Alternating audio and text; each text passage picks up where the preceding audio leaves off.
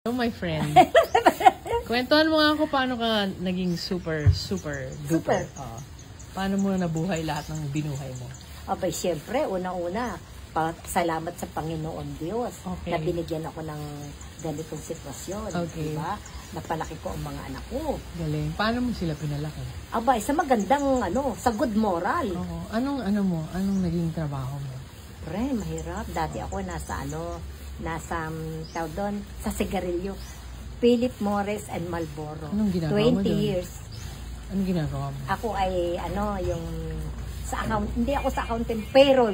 Sa payroll. Sa payroll department ako. So, dun mo na paaral yung anak mo? Yeah.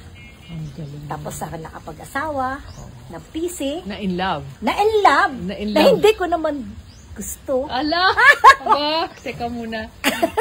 Okay, censored na yon. Tapos, pagkatapos nagtayo ka ng sari-sari store. Yeah. Paano? Nagtinda ako ng mga fruits. Fruits muna. Oo, fruits mga muna, saging. Oo. Bago ka nagsari-sari store. Saan ka nag-fruits? Ay, di yung aking harvest. Harvest mo. Harvest ko. Tapos sa palengke ka? Hindi, pinaano ko sa Tansa o kaya sa, dito sa Divisoria. Ganun karami yung fruits mo? Yeah, may kapital ako. Wow. And then, nagtindahan ngayon ako. Nagbigasan ng konti.